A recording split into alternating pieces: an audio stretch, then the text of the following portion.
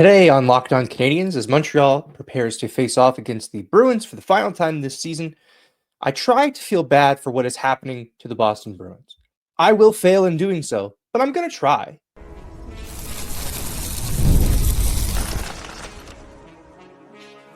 You're Locked On Canadiens, your daily podcast on the Montreal Canadiens, part of the Locked On Podcast Network, your team every day.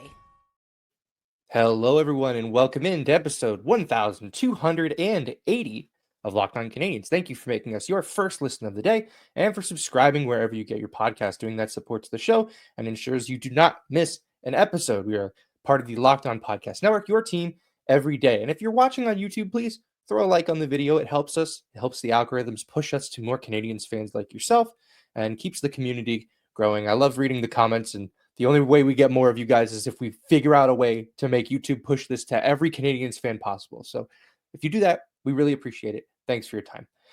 Look, I'm recording this on Thursday. It's not even Thursday. Wish it was Thursday. Wednesday.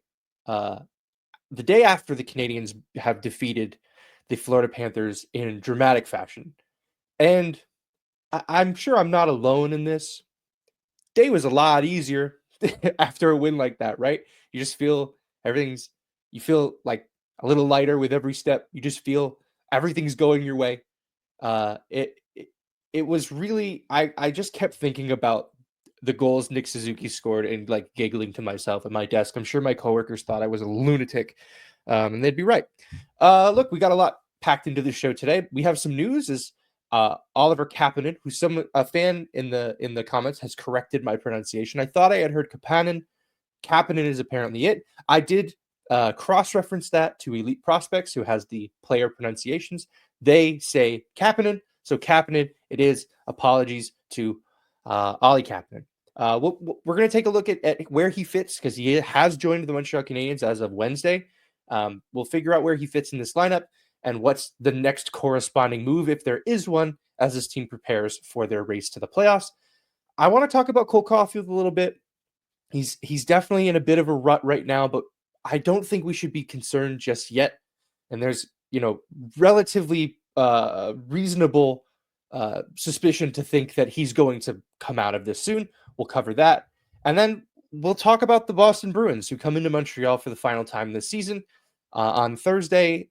And that team is just a shadow of its former self in a way that I kind of find unnerving. And we'll talk about that in our final segment. But let's talk Oliver Kapanen first.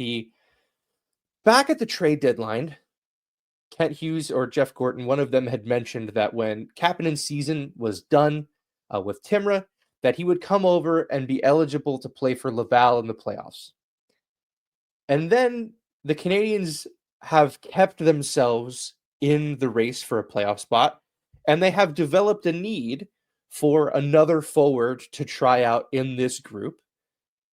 And all of a sudden, Oliver Kapanen is now participating. I shouldn't say he participated in practice on Wednesday, because he didn't. It was an optional skate. But he's going to join the team. He has already joined the team as of Wednesday. And there's a legitimate chance that sometime soon he is in the lineup. It seems like this spells the end of this current stint for Joshua Waugh in Montreal, who I thought had a rough start at this, just talking about this most recent sprint with him over the last month or so, where I thought he had a rough start trying to get up to speed. There was a few games where it was kind of clicking for him. He had scored a goal, I believe, against the Islanders, a net front goal. I think he had another one the game before that as well. And then it sort of just completely fell off.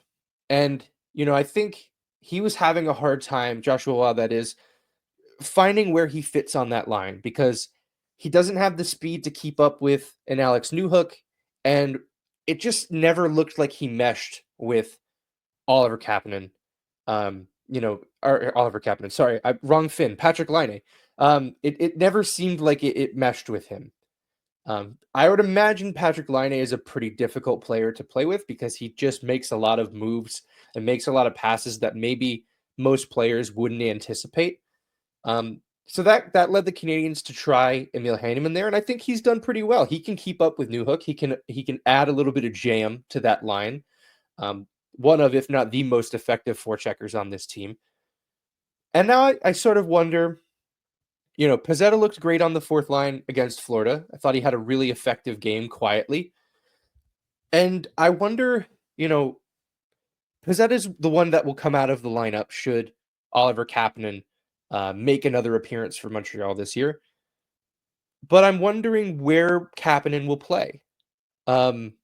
He could just swap right into that fourth line role, and there's no other changes to the lineup if, Marty thinks that, Heineman with Newhook and Line A is something that they can continue to do. Or maybe he wants to reunite Emil Heineman with the fourth line, because I think Heineman moved off the fourth line not because the fourth line was doing anything egregious. They hadn't been playing well, but Heineman was moved up to the Newhook line to help the Newhook line. It wasn't so much this fourth line isn't working, we have to break it. It was this Newhook line is not performing well, we have to break it. So I wonder if, Kapanen coming back into the lineup, Montreal just decides, hey, this guy just played a bunch of playoff games. He's probably, he's at that sort of playoff level. Maybe we can trust him throwing him in on that line at 5-on-5. That line, it's funny, for a while we called it the second line, Newhook, Line A, and insert player here. It's the third line, though. The Canadiens announce it on their roster as the third line. They roll out that way in warmups as the third line. It's used as a third line. That's your third line. So I know people go, Kapanen can't just come in and start playing on the second line. And I would agree with you, because the second line is Dvorak, Anderson, and Gallagher. And that line you should not touch at all, because they're playing incredible hockey and they have been for most of this season. That's your second line. So I think that there's a legitimate chance that we see Kapanen come back into this lineup relatively soon. I don't know when they'll decide to do that. Maybe as you're listening to this, they've already announced whether or not he will play Thursday against Boston. But I do think that his spot is not yet determined. At least it's not readily apparent. It could go either way there. It also gives Alex Newhook another option at center if they want somebody else to take faceoffs. Kapanen can take faceoffs. He wasn't great at it when he was here, but I'm sure he's worked on it over with Timra. So I'm wondering if they sort of look at this as a chance to bolster their another offensive line as opposed to the energy line that is the fourth line. And I just think that we've had a bad stretch with I have to say it correctly. The person who corrected me on Kapanen also corrected me on Armia. I believe it's Armia, not Armia. So Armia it is. They've had somewhat of a bad stretch lately, but they were very effective through most of the season. And it's not a shock to anybody that this poor play has, come about at the same time that it's very clear that Armia is dealing with an injury. He's hurt. His hand is hurt. His wrist is hurt. Something attached to his arm is not performing the way that he wants it to. So I think it's worth putting Heineman back on that line. It's worth trying Kapanen with Newhook and Line A.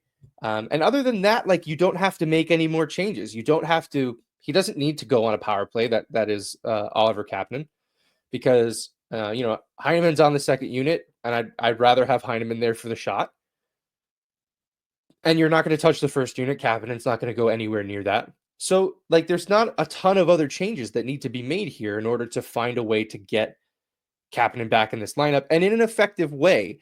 Just throwing him on the fourth line and watching him toil there isn't really worth much, in my opinion. And I think he's got more to give than say a Michael Pizzetta. There's offensive flair there from Kapanen. He had 34 points in 35 regular season games with Timra, and he added 3 points in 6 playoff games. So there's offense there with this player. Still a very young player, still trying to find his way in this league, as we saw earlier this year. but I'm hoping that we see a much different player when we get the opportunity to. Not different in I hope he changes every part of his play style, but different in that, he seemed very overwhelmed by the NHL game once the regular season started in a way that he wasn't in the preseason, because it's preseason and, it's not the same kind of hockey. So we'll see how that goes. I'm very excited to have a new shiny toy for to come in and play for the Montreal Canadiens. So we'll see where he slots in. If he plays against Boston or against Philly, we'll be back to cover that as soon as we can. It'll be a big topic, I'm sure, assuming he plays more than the Pizzetta 4 minutes a night, which I imagine he would. They're probably not bringing him into the lineup to just have him act as a placeholder on the bench. All right. We will leave Oliver Kapanen in our first segment. When we come back, I want to talk about Cole Caufield. He's on a bit of a cold streak right now, and we have to figure out, can he snap out of it? How can he snap out of it? And should we be worried at any point? And we'll get into that in just a minute. There's nothing like watching basketball live. The energy of the crowd, the sound of the sneakers on the hardwood, and maybe even a celebrity sighting courtside. Or maybe you want to take in one of those NHL playoff races in person, or you want to get to a baseball game. Baseball season is surprisingly underway. It snuck up on me like it always does. And if you want to get to a ball game, Game Time makes getting tickets easier than ever. Game Time's new feature, Game Time Picks, filters out the fluff and shows you only the best deals on great seats. So you don't have to waste your time scrolling through thousands of tickets. In fact, Laura and I just took in a Habs game in Buffalo at the beginning of March, and we went to Game Time to secure our tickets. Why? Because we got to see the views from our seat ahead of time, so we knew exactly what we were getting into. And with their lowest price guarantee, I had peace of mind knowing that we got the best deal for our seat. Take the guesswork out of buying tickets with Game Time Picks. Download the Game Time app, create an account, and use code LOCKEDONNHL for $20 off your first purchase. Terms apply. Again, create an account and redeem code LOCKEDONNHL for $20 off. Download Game Time today. What time is it? It's game time. All right, we're back, and it's time to talk about one Cole Caufield, who I thought in the second Florida game, the one that ended in bedlam at the Bell Center, I thought he looked quite frustrated on the ice. There were a few shifts where he went back to the bench and slammed his stick on the glass or on the boards. And just, it's when you're a player that small, of that size, the only word I can think of is pouting. And that's unfortunate for a guy like Cole Caufield, who is a tremendous athlete, that I have to use the word pouting, but it is what came to mind, and I'm using it. In his last 8 games, Cole Caufield has 1 goal and 2 assists. In the 8 games before that stretch, he had 6 goals and 4 assists for 10 points. And in that stretch, the Canadiens were 5-1-1. And in the most recent stretch where he has 1 goal, they're 3-3-2. That makes it seem like, and I kind of think that this is true, that the Canadiens' offense right now can somewhat tread water without him, which is not to say they don't need him. It's quite the opposite, because in a lot of those games, a Cole Caufield goal could have made a major difference, and it wasn't there. I couldn't find much as far as like shooting attempts that maybe his numbers are down recently. They're down on the season for him because he's just taking fewer shots generally, but he's taking more high percentage shots. One of the things I talked about on yesterday's episode, following the overtime winner, was that Cole Caufield broke down the middle of the ice early in that overtime. He could have shot it, but he thought otherwise of it because it was a low percentage play. He had a guy draped all over him, and he knew that if he missed the net, or the goalie got a save, the Panthers were going back the other way on an odd man rush. So he thought otherwise, circled the wagons, got it to Suzuki, and that ended up winning the game. So it's not like his decisions to pass up the shooting opportunities are born out of, I don't trust my shot anymore. It's time and place. He's recognizing what he needs to do to win. And that overtime play, I think I will continue to look at that and use that as the frame for how I watch him the rest of the season. In that, can he produce offensively while still showing that level of restraint when it's important for him to do so, like in that overtime? There are most opportunities in the game. I want Cole Caufield shooting early and often. I want him shooting as much as possible. His shot is a weapon. They need to utilize it. He needs to utilize it. And most often he does. He's rarely passing up opportunities to shoot. But that overtime play, I thought was, a really intelligent play by a player who maybe had to push his more natural instincts to the side in order to let that happen. Should we worry, though? Because that was just one play, right? It's not like he's doing that every time he's on the ice. I don't think we should worry just yet, because I think that top line is improving back to a level that we kind of hope they will be. And look, they've got a pretty soft schedule coming up. They have Boston on Thursday, who we'll talk about them in the third segment, because I cannot believe the things that are happening to Boston since we last saw them. They have Philadelphia on Saturday, and Nashville on Sunday. And I say that, those are softer opponents, but the Canadiens have struggled against all of those teams this year. So we should not take those teams lightly. We'll talk more about the Bruins in our third segment. But that is to say that that's three teams who, have a hard time scoring and have a hard time keeping the puck out of their own net. And I just think that if there was a time for Cole Caufield to turn it on and start to get hot headed down the stretch, we're in a single-digit number of games remaining between now and the end of the season. This is the time for him to do it. And I'm also wondering, is there an opportunity on the power play to get Cole Caufield more touches? And I ask that because I feel like I know the answer is yes. The power play runs through whoever is at the point, which is sometimes Hudson, is sometimes Nick Suzuki. It depends on how the play has shaken out. It's between that player and Patty Laine, which, cool, right? Like, that's good. When it works, it's good. Because, it seems like he's got a 50% shot, a chance of scoring if you're able to get him the puck for a one-timer in that spot. Don't check me on the numbers there, but it feels like every time that puck goes over there, it's a coin flip, whether or not he's going to put it in the net, or most of the time it either gets blocked or it hits the goalie right in the pads, or he, wires it off the glass, which was happening a while ago when the Canadiens could have, desperately used a Patrick Laine goal. But we've talked about it on this show. People who listen every day will know this, that good teams that play the Montreal Canadiens glue a guy to Patrick Laine. They've decided if you're going to beat us, it's not going to be this guy. So find another way, which essentially turns the play into a 4-on-3 on the other side of the ice. I don't think the Canadiens have done a very good job exploiting that. The only set play they really seem to have for Cole Caufield on the power play is Slavkovsky on the goal line, looking, back towards his blue line, and then quickly throwing a puck, kind of no look right over to Cole Caufield on the other side. And it's kind of surprising how many times that puck has gotten over to Cole Caufield and not put in the net by Cole Caufield. Slavkovsky in the game in Florida, he tried that play and it banked in off a defenseman. But there are a lot of chances where that, I would say, a few times a week, where that puck does get to Cole Caufield and somehow it doesn't go in the net. But that can't be it, in my opinion, for what they try to get to Cole Caufield on this power play.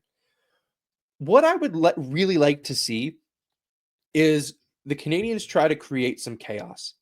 And one way for them to do that, in my opinion, is if they recognize early in a power play that the team they're playing against is just going to glue a guy to Laine.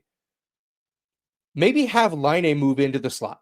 Maybe have Laine move down low where Cole Caufield usually is, and put Cole Caufield where Laine is, and make them make a decision.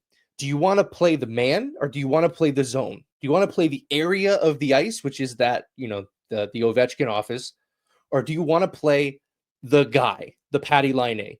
Because I feel that a lot of teams may not be equipped to answer that question in the moment. I would like to see them, really take advantage of chaos and sowing that chaos in their opponent by moving things around.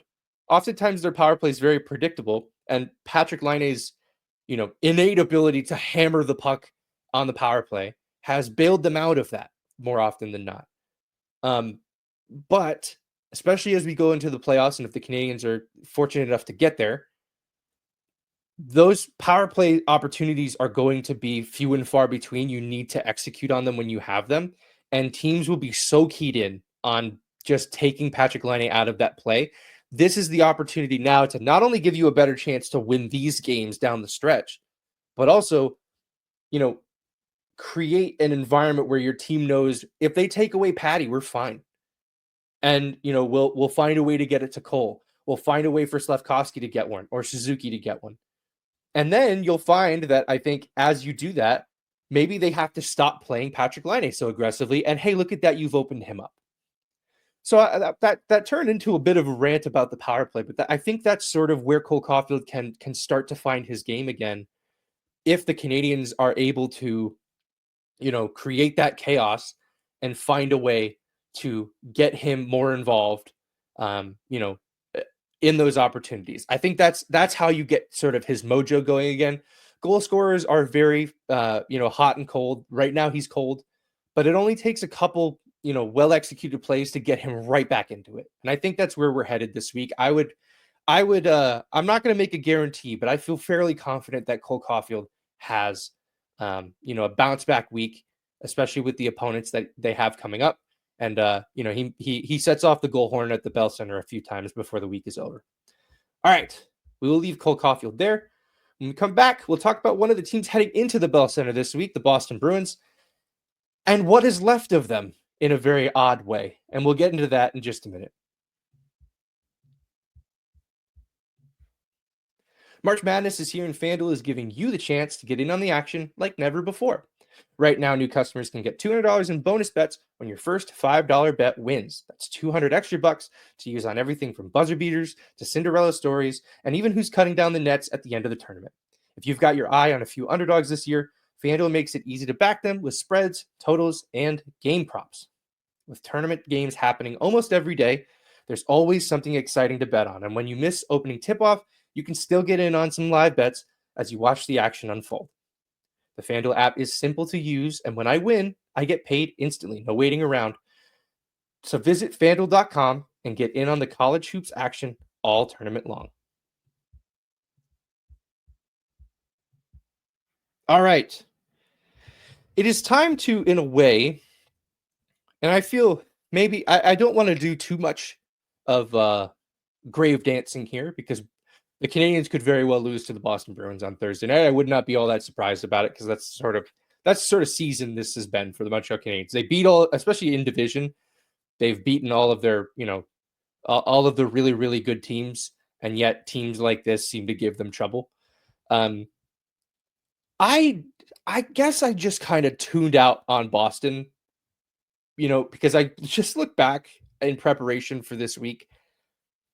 I did not realize how bad the Boston Bruins were.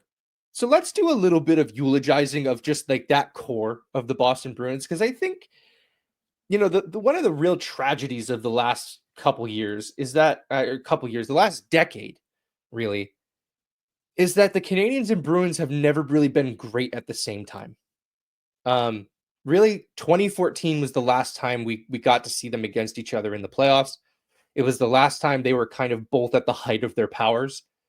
And look, as much as I hate the Bruins, especially living, in New England, I'm surrounded by it. They're very quiet right now, but they are there. I still have a lot of reverence for that rivalry, especially like that 2014, the 2011 series. Even though the Canadiens came out on the wrong side of that, it was an instant classic. It's a classic series to go back to. That brawl at TD Garden where Carey Price and Tim Thomas fought each other. There's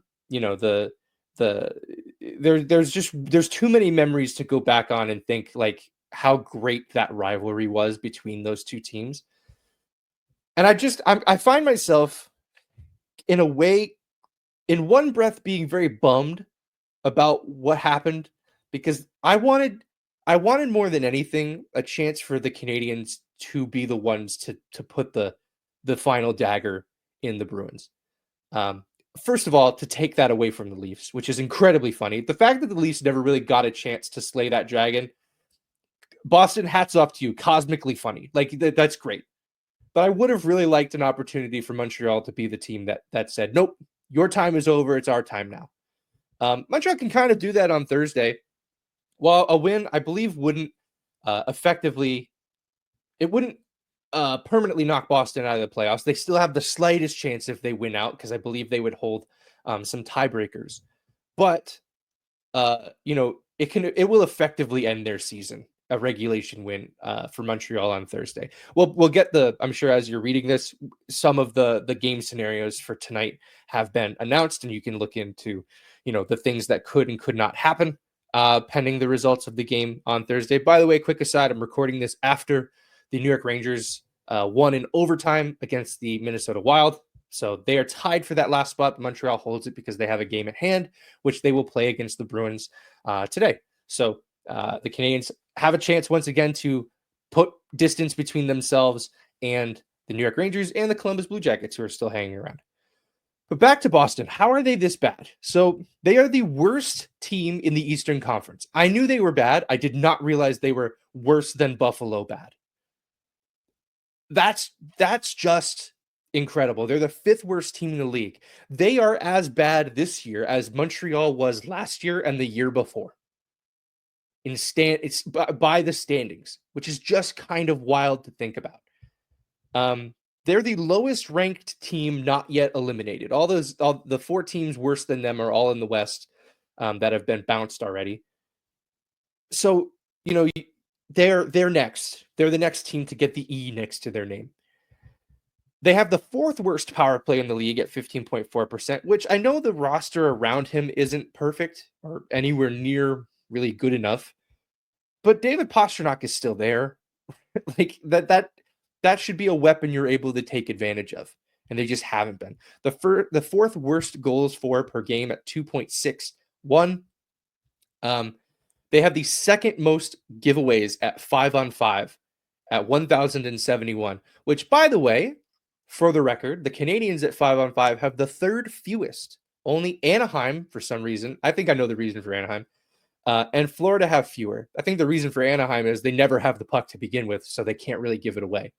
But Florida being up there is like, hey, that seems like a reasonable category to look at and say the Canadiens have improved vastly. It's something that on this show I've harped on, is they're early on they just gave the puck over constantly, and that it seems like they've done a really good job of cutting that out. The Bruins less so.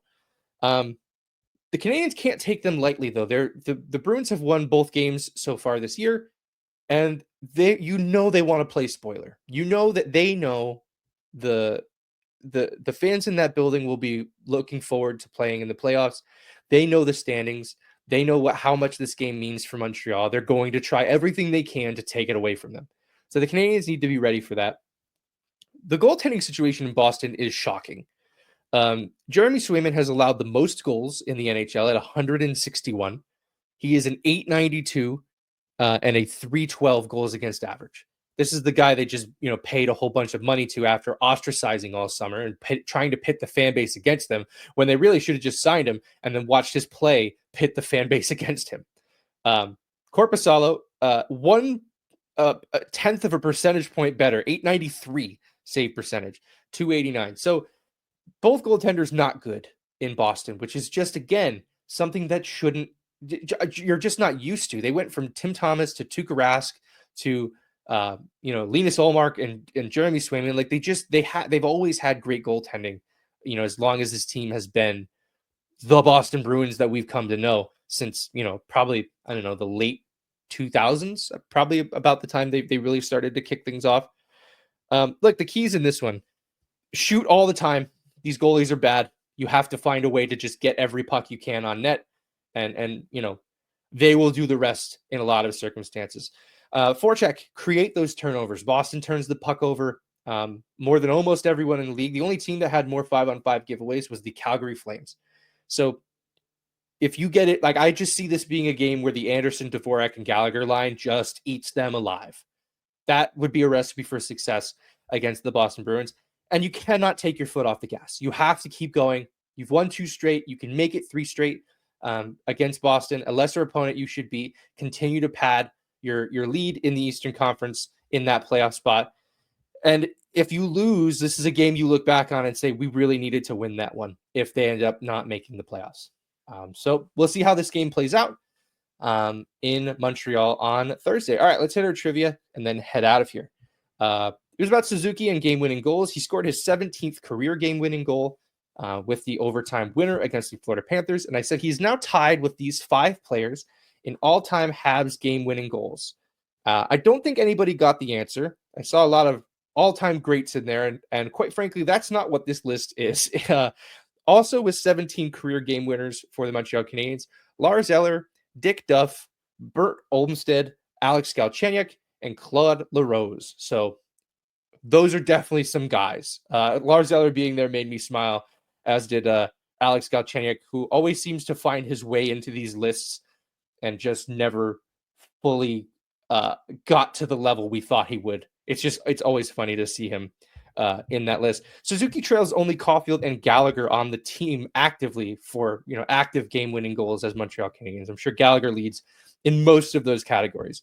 All right, today's question, in honor of the Canadiens playing the Boston Bruins on Thursday, I have a question about Michael Ryder. He scored his first NHL career goal on October 11th, 2003.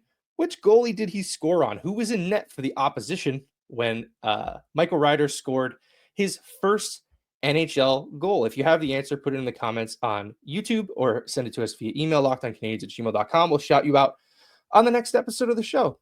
And that's going to do it for us today on this episode, making us your first listen of the day. For your second listen, check out the Locked On NHL podcast, bringing you the daily league-wide stories that matter with local coverage you love from Locked On. Find Locked On NHL on YouTube or wherever you listen to podcasts. We're also on Amazon Fire TV. On your free Fire TV channels app, click the Montreal Canadiens logo in the hockey section, and you can watch all of our episodes there as well. Mailbag tomorrow. Send in your questions. I'll record the mailbag after the Bruins game, but get them in as you can. Always love doing the mailbag. Can't wait to see what you guys send in. You can send those to lockedoncanadiens@gmail.com, or you can find us anywhere we post on social media. TikTok, Instagram, Bluesky, lockedoncanadiens@gmail.com. You can find me at Maybe It's Ian. You can find Laura at The Active Stick. And we will be back tomorrow. Enjoy the game.